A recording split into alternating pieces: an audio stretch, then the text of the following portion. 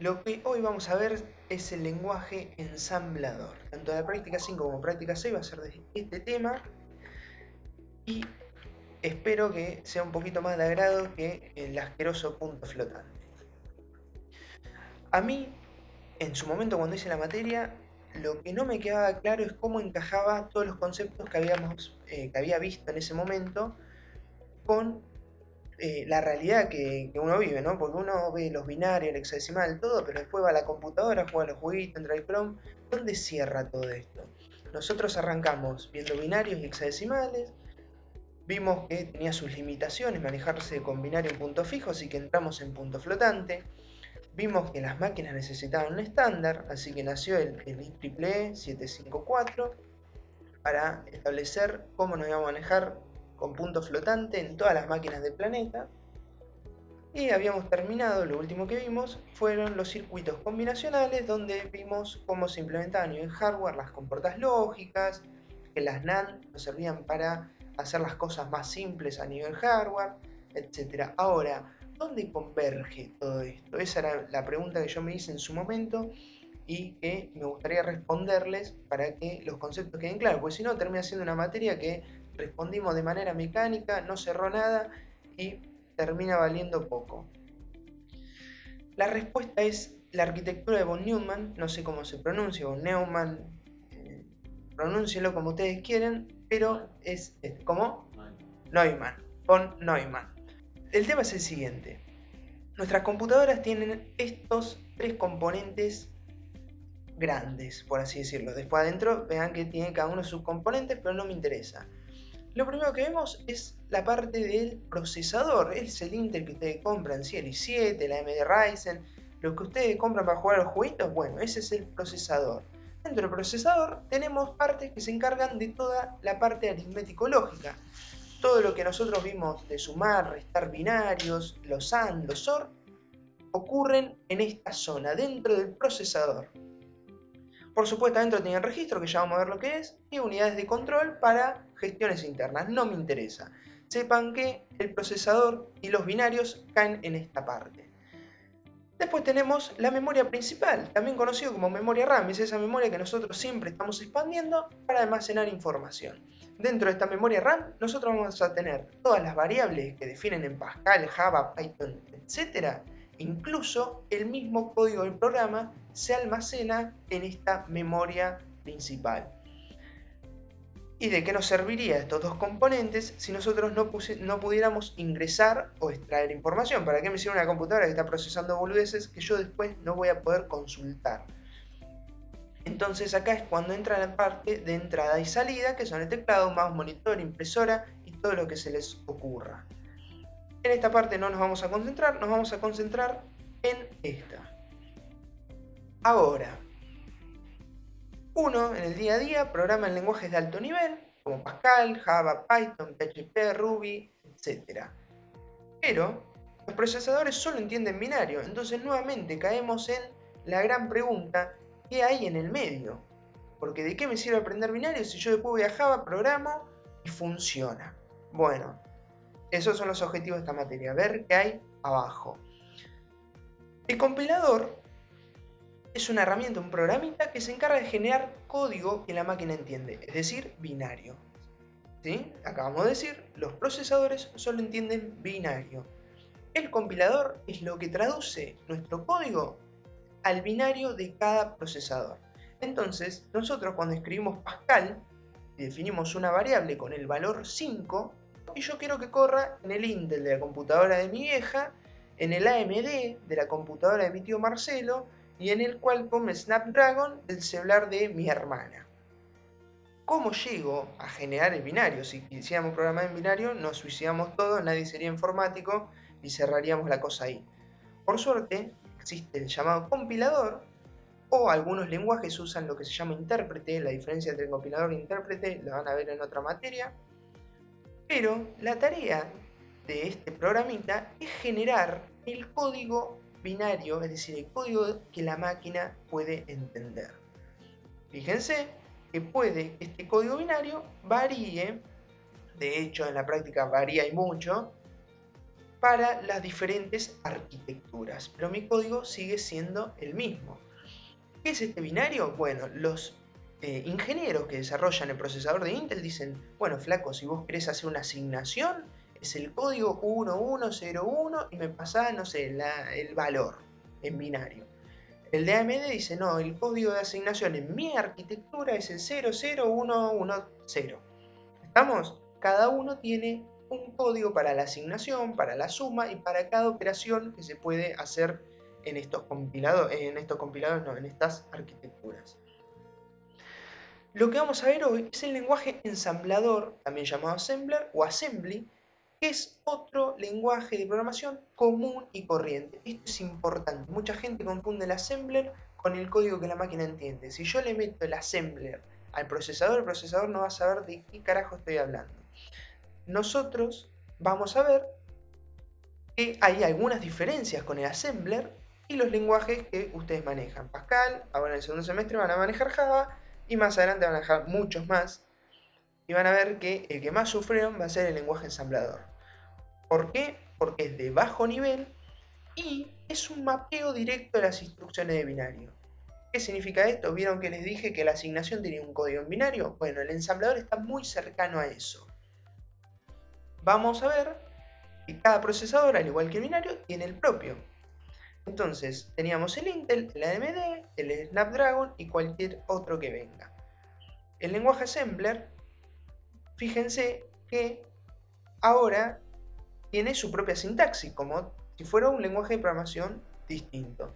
Fíjense que si yo quiero asignar el número 5 a num, en el Intel es move, en el AMD es move con la E, y en el Snapdragon es un store y encima los operandos tienen distinto orden.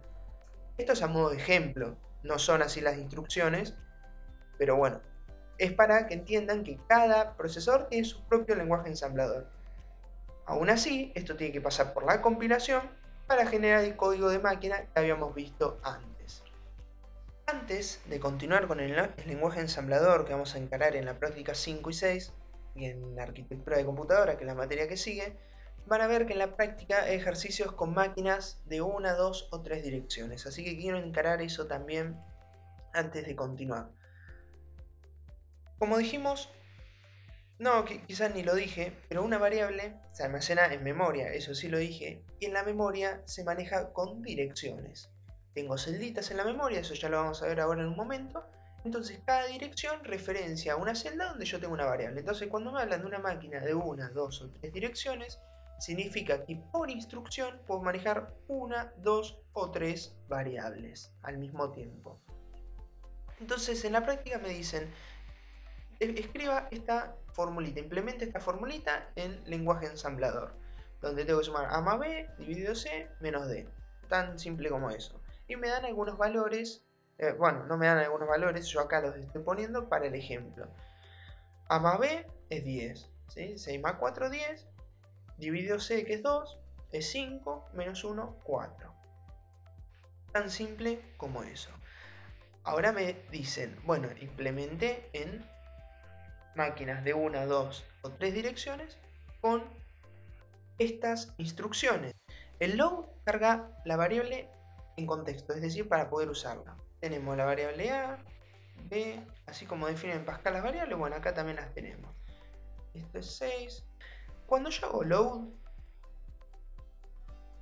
lo que significa es load, no sé, alguna variable.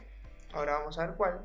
Arranquemos con la A. Si hago load A, se carga en esta cajita el valor de A. ¿Cuál es el valor de A? 6. ¿Estamos? Y a partir de ahí yo puedo operar. Entonces vamos a ver esta fórmula en una máquina de una dirección. Fíjense el código. Load A, cargó A, es A, 6. Listo, cargó el 6. Al contexto, que es esta cajita, le sumo B. 6 más B, que es 4, 10. Listo, entonces ahora tengo el 10 en el contexto. Lo voy tachando para no tener que ir borrando con la cosa, pero es la misma caja. Bien, después divido por C. Entonces, ahora vamos. C que es 2. Bueno, 10 dividido 2, 5. Y después le resto D. Nuevamente le resto D. Entonces, en el contexto tengo 4. Y tengo esta instrucción que almacena del contexto hacia una variable. Acá digo store f. ¿Qué significa?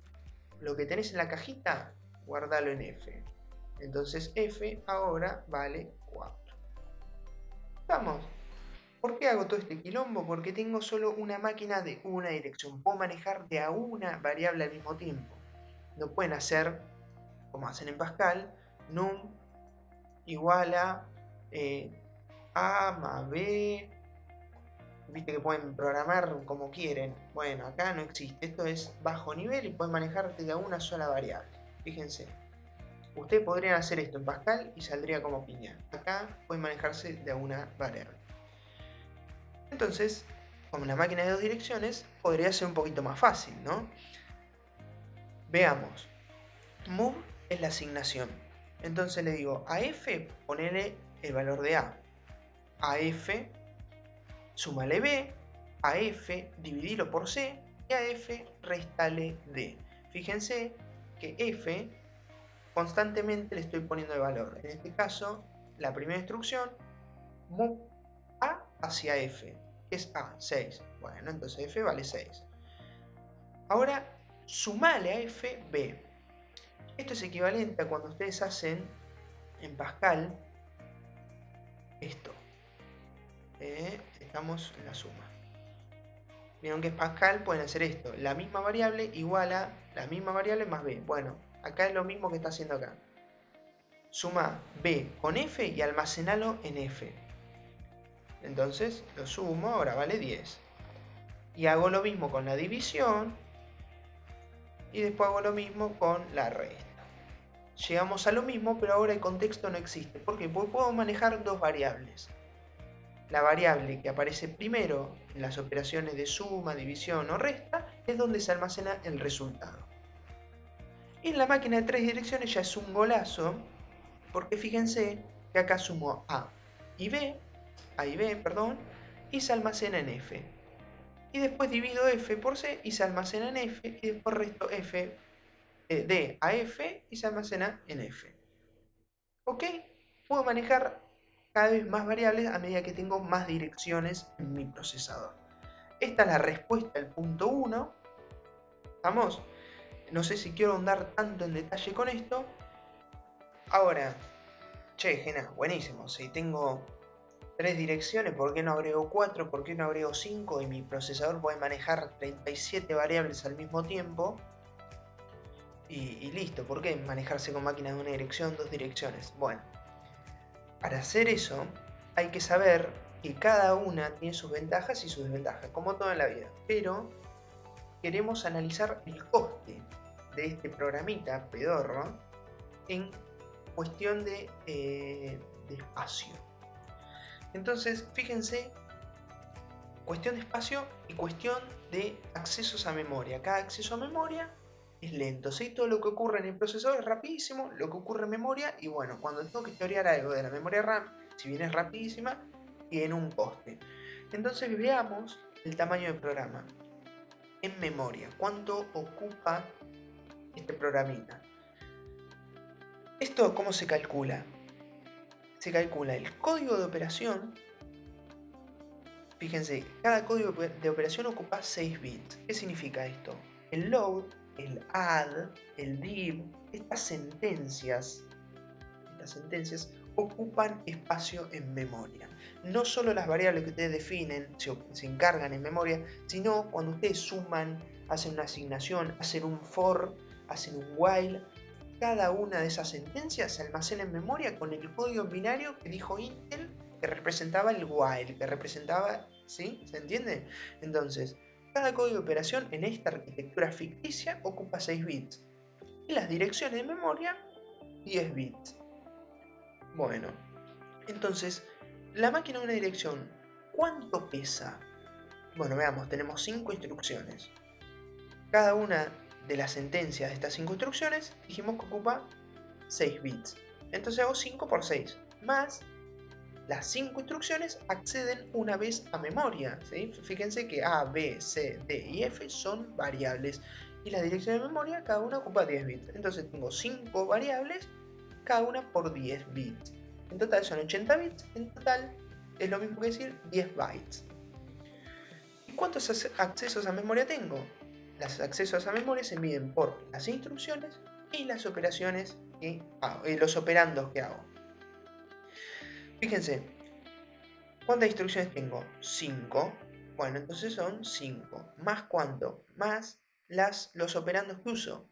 En este caso son 5. A, B, C, D y F. Bueno, entonces tengo 10 accesos a memoria. Cada vez que quiero tomar, a ver, ¿qué tengo que hacer? Load, add, div, sub o store, acceso a memoria. Y encima después acceso a memoria para tomar el valor de A, B, C, D y F. Entonces tengo 10 accesos a memoria. Fíjense con las máquinas de 2 direcciones que acá ya tengo por cada instrucción 2 operandos. Entonces ahora me ocupa más memoria. ¡Apa! Empezamos a ver que agregar direcciones a veces no es tan beneficioso. De hecho, fíjense que tengo más accesos a memoria. En el move, que es este 2 que está acá, ¿qué pasa? Accedo a A para copiar el valor de A en F. Entonces accedo a F. Tengo 2 accesos a memoria. Y acá, ¿por qué dice que tengo 3? Porque accedo a B para tener el valor de B, accedo a F para sumar el valor y accedo a F de nuevo para guardar el valor de la suma. Lo mismo pasa con la división y lo mismo pasa con la resta. Por eso se dice que estas 3 instrucciones tienen 3 accesos a memoria. Y después, bueno, cada una de estas instrucciones es un acceso más, así que es este 4 que tenemos acá. Tenemos 15 accesos a memoria, o sea, mi código ahora pesa más y encima accedo más veces a memoria. Y si mueve a 3 direcciones, me pesa más, pero tengo menos accesos. Bueno, fíjense que vamos ganando o perdiendo dependiendo de las direcciones de memoria que tengan. Este es el punto 2, ya lo tienen hecho, sepan por qué es así. Y sepan también que no siempre es, bueno, agrego boludeces a mansalva, porque eso tiene su costo. Nuevamente, es segundo ejercicio de la práctica, lo tienen y es simplemente para que entiendan la naturalidad del problema. Del tamaño del programa en memoria. Siempre aclaran las direcciones de la máquina. Si te piden calcular el tamaño, sí, te lo tienen que aclarar, si no, no tiene mucho sentido. Después, con Maxi, ¿cómo sería la fórmula del tamaño del programa en memoria? La fórmula es cuánto pesa tu código de operación. Acá me dicen 6 bits. Bueno, ¿cuántas operaciones tenés? 5. Bueno, entonces 5 por 6 bits. Eso es en operaciones. Y le tengo que sumar el peso que tiene cada dirección de memoria. ¿Cuántas memorias uso? Bueno, uso 1, 2, 3, 4 y 5 variables. Y me dicen que cada variable ocupan 10 bits. Entonces hago 5 variables por los 10 bits. ¿Se entiende? 5 instrucciones por 6 bits de la operación y 5 instrucciones por 10 bits de cada variable que se usa en la operación. A ver, quizás se aclara con este ejemplo, por ejemplo. Máquina de 3 direcciones. Tengo 3 instrucciones y cada una ocupa 6 bits. Entonces tengo 3 por 6. Y tengo 3 instrucciones donde se usan 3 variables. F, A y B, por ejemplo, o F, F y C, o F, F y D. Y cada variable 10 bits. Entonces no hay una fórmula fija, es simplemente sumar todo lo que tengo. Acá multiplico para que no tenga un plazo de sumas. Fíjense, cada instrucción tiene 1, 2 y 3 variables. Por eso el 10 más 10 más 10. Acá se usan 2 variables, entonces tengo 10 más 10. Entonces ahora arrancamos con lo picante, con lo nuestro. En esta cursada vamos a ver el lenguaje ensamblador de los procesadores de la familia Intel 8086. Dato totalmente al pedo, pero sepan que es un procesador viejo y nosotros vamos a ver su lenguaje ensamblador para aprender cómo programar y sufrir al mismo tiempo. Este procesador maneja operaciones de 2 direcciones, es decir, por cada instrucción yo como mucho puedo usar 2 variables. Miren que no me hizo bola el clic.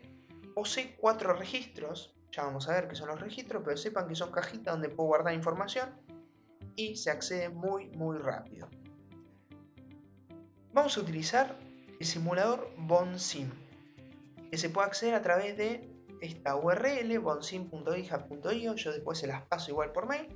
Bueno, y fíjense que acá tenemos la CPU con los registros que les mencioné. Ya vamos a ver qué es esto, no se desesperen. Bueno, cosas especiales no me importa. Y fíjense, acá tengo la ALU, que es donde dijimos que se hacían los AR, los OR, los SOR, la suma, las restas. Y acá los flags.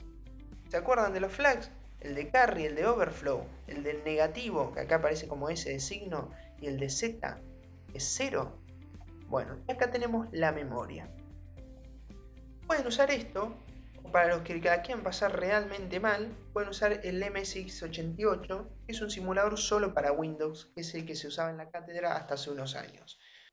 Bueno, acá tengo una captura, ya les dije, acá va el código que vamos a programar, ya vamos a ver cómo se programa en esto, la CPU y la memoria. Los dispositivos de entrada y salida no le vamos a dar bola por el momento. Nuevamente, el que quiera sufrir en serio puede descargarse el MSX88, está en la página de la cátedra. Tienen que descargarse de OS Box y encima tienen que acá tocar los comandos, es bastante tedioso.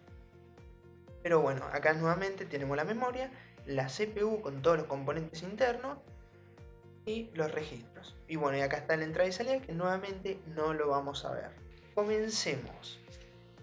Básico, los datos pueden estar en memoria, es decir, cuando defino variables, código, etc. Pueden estar en memoria o en registros. La diferencia entre memoria o registros es que la memoria tiene un coste, es un poquito más lenta que los registros. Pero los registros son menos. Van a ver que en la memoria podemos almacenar muchísima información, los registros son solo 4.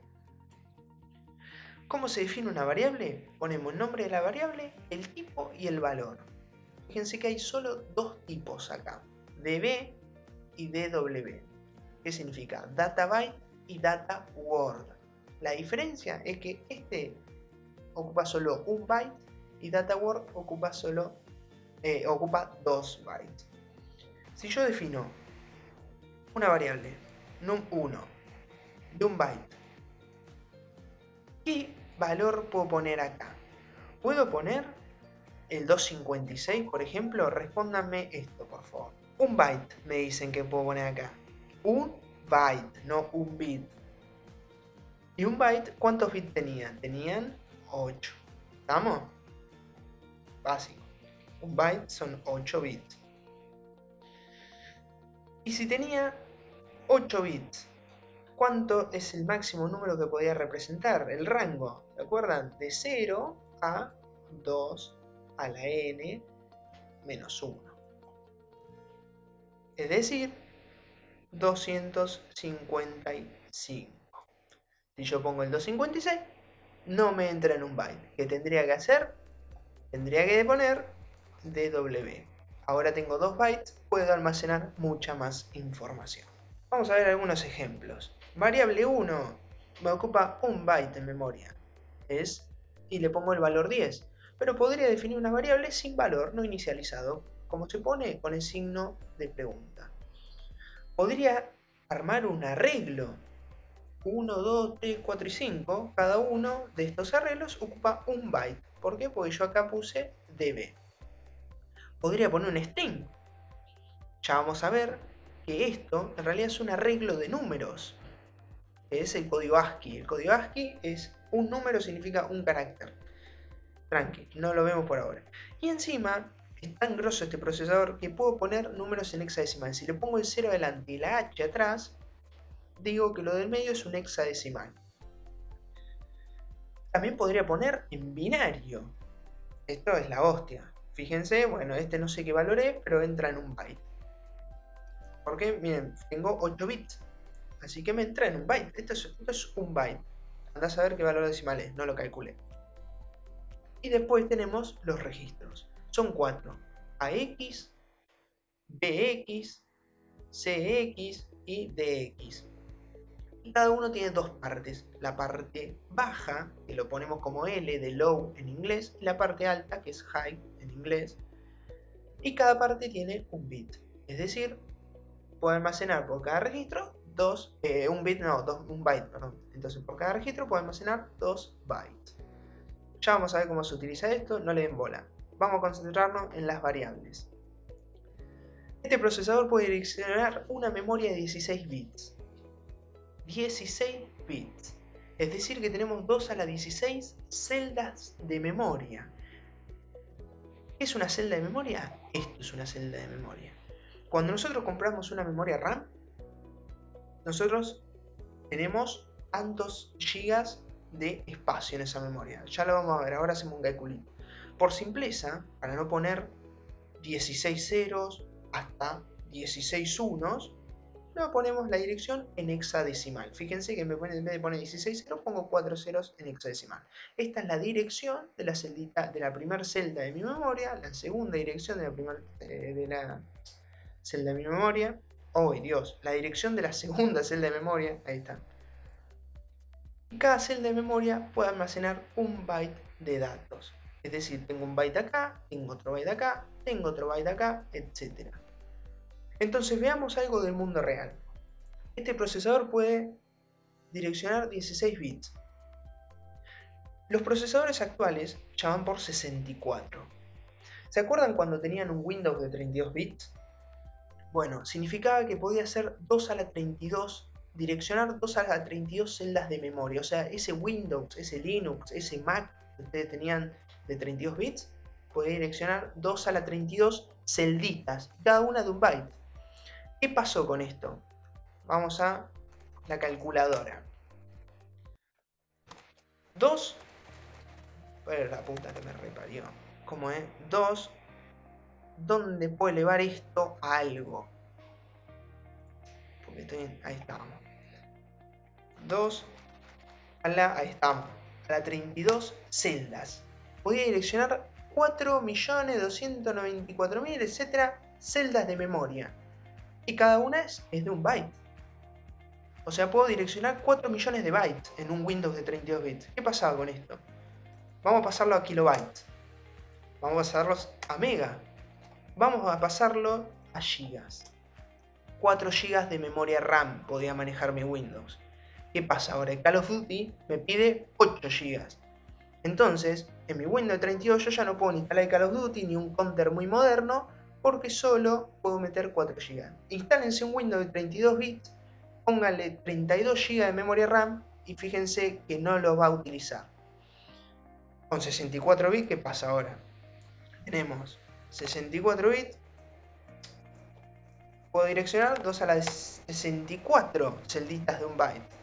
Pasémoslo a kilo, pasémoslo a mega, pasémoslo a giga, pasémoslo a terabyte. Pueden direccionar 16.000 terabytes de memoria RAM. O sea, no nos vamos a mover de los 64 bits de acá a un par de milenios. Y también es un dato totalmente al pedo, pero bueno, sepan que cuando hablan de Windows de 32 bits, 64 bits, es esto. ¿Cuánta memoria puede manejar mi sistema operativo? Y sepan que si le quieren poner 16.000 terabytes de RAM a su computadora, van a poder. Ah, y fíjense, tengo el valor de la celda acá. En este momento no sé qué tiene, es basura, pero también se pone en hexadecimal. Fíjense que 2 dígitos hexadecimales son 8 bits. Pasa que por comodidad, nuevamente, para poder leerlo mejor, me lo ponen en hexadecimal. Dijimos que acá almacenamos las variables que nosotros definimos en Pascal, o el código incluso. Todo el código, todo va en la memoria. Bueno, en este procesador tenemos que indicar en qué posición empezamos a escribir. Vieron que en Pascal uno pone procedure, no me acuerdo cómo se definían variables en Pascal, me acuerdo que había un bloque, pero bueno, uno define variable a mansalva, escribe código y se despreocupa. Bueno, acá no, acá hay que sufrir, entonces tenemos que decir en qué parte de la memoria empezamos a definir variables y en qué parte de la memoria empezamos a definir código. Nosotros, bueno, esta es la sintaxis org y la dirección de memoria donde vamos a empezar a hacer cosas. Usualmente nosotros en la cátedra definimos las variables a partir de la posición 1000H y el código de nuestro programa a partir de la posición 2000H. El H, acuérdense, es hexadecimal, Esto no es 2000 en decimal, es en hexadecimal. Andá a saber qué número es mucho más grande que 2000. Fíjense, este es el código más simple que tenemos. Posicionate en la posición 1000H y definimos 4 variables. Y después voy a la posición 2000H y empiezo a escribir el código de mi programa. Estas dos líneas siempre tienen que estar. El end le dice al compilador que deje de fijarse en el código, y el HAL, que se pone como HLT, es el end que ustedes tienen en Pascal, el que dicen el programa termina acá. Veamos qué pasa en la memoria. 1000H. Si yo voy a la posición 1000H en la memoria, ¿qué pasó? Dijimos, vamos a definir una variable que se llame num1, que ocupe un byte, es decir, una celda de memoria, y que inicie con el valor 5. Y fíjense, en 1000 se ha inicializado con el valor 5. El 5 decimal es el mismo que 5 hexadecimal. Ahora, en la próxima celda, capo, inicializará la variable num2 con el valor 10. ¿Cómo es el valor 10 en hexadecimal? La A. Bueno, acá tengo num2. Lo mismo con num3. Bueno, fíjense que acá inicialicé con el 16 hexadecimal. Acuérdense, con el 0 y el H al final significa el valor es hexadecimal.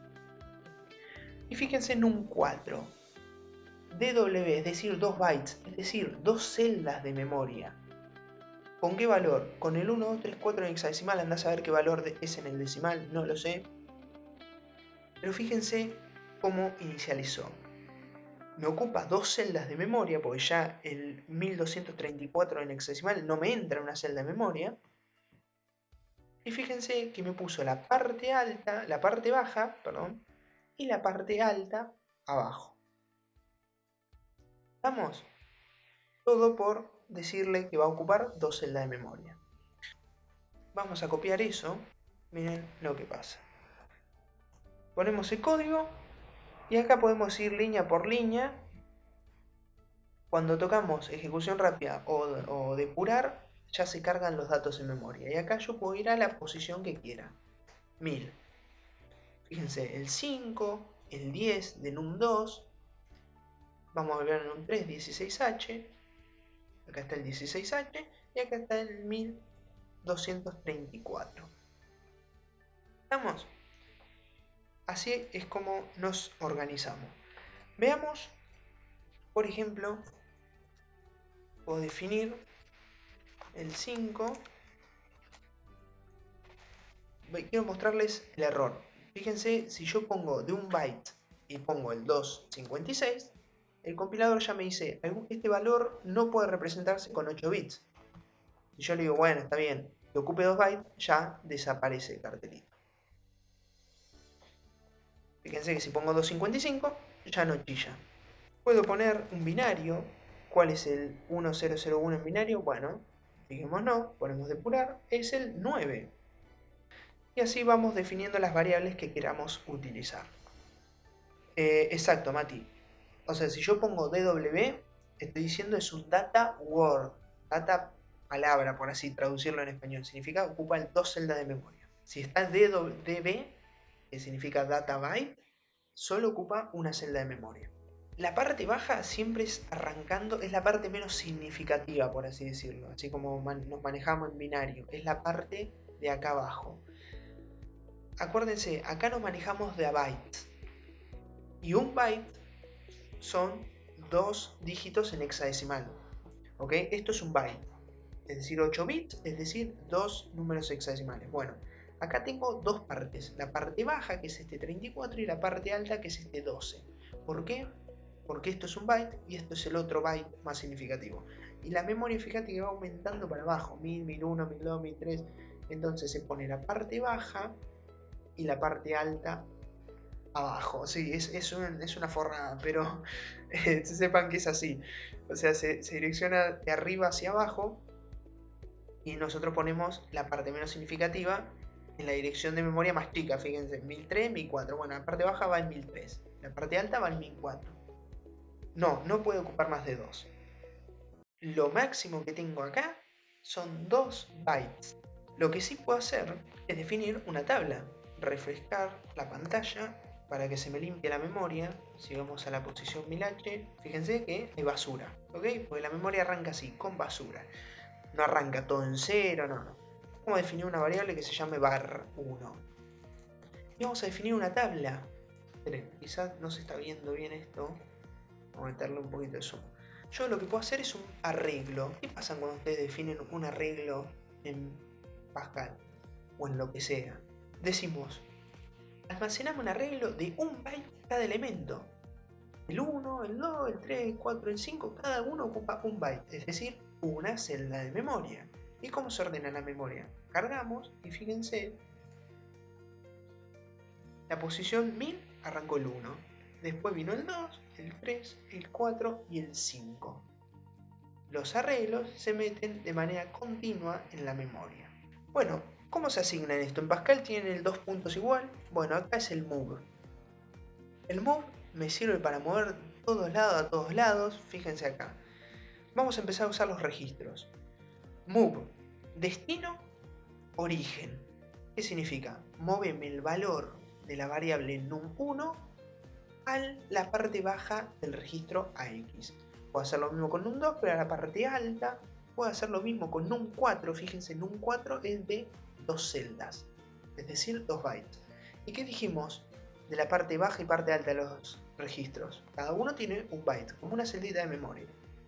Un registro completo tiene entonces 2 bytes. Entonces yo puedo copiar una variable de 2 bytes a un registro de 2 bytes. Ahora vamos a correr este código.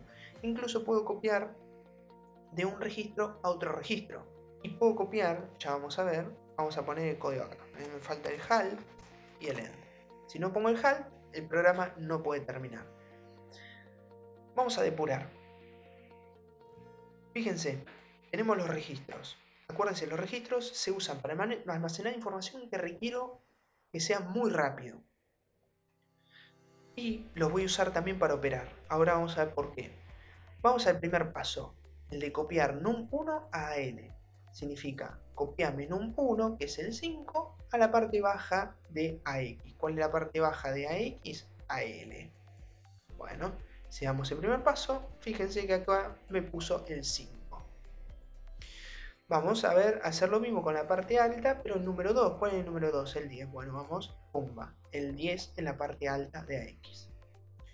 Número 4. Número 4 es DW, es decir, 2 celdas. No puedo hacer... Esperen, quiero mostrarles algo. Esto no puede ser nunca. ¿Por qué? Bueno, acá no me den bola, chicos. No les va a chillar el compilador, pero les va a cortar el número. ¿Por qué? Porque en un 4 ocupa 2 celdas de memoria. Si yo pongo DL, estaría diciendo copia algo de 2 bytes en algo de 1 byte. Estoy perdiendo 1 byte de información. Entonces acá uso el registro completo.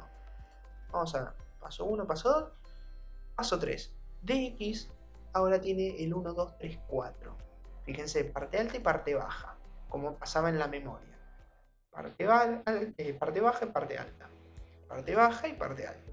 Y puedo copiar incluso de registro a registro. ¡Tarán! DX ahora se pasó también a CX. ¿Se entiende? El move es la asignación, tan simple como eso. Cosas importantes. No puedo hacer memoria a memoria. Esto lo voy a agregar en la diapositiva porque me olvidé. Yo no puedo hacer num1, num1, num2. Los operandos, ambos operandos acceden a memoria. Esto está prohibido. Lo que sí podría hacer es decir, bueno, en num1 ahora ponele lo que yo tengo en AL. ¿Qué va a pasar? Num1 que era 5 a H, vamos a poner. Ahí está. ¿Qué tenía H? Num2, que es 10. Y num1 que tenía 5. Bueno, acá yo estoy reemplazando, estoy guardando en memoria. Fíjense, voy a num1, es el 5. Si ejecuto rápido, bueno, rápido. Fíjense que me cambió a 10. ¿Por qué? Pues pasé lo que tenía num2 a num1. Y para eso tuve que usar los registros. Sepan que no puedo hacer asignaciones de memoria a memoria. Eso es muy importante. El resto, todas las combinaciones que se les ocurran. Registro a registro, memoria a registro, registro a memoria, lo que ustedes quieran. Si quieren aumentar la velocidad, acá pónganlo en 8 y va a volar. Vamos a terminar la clase con un concepto importante.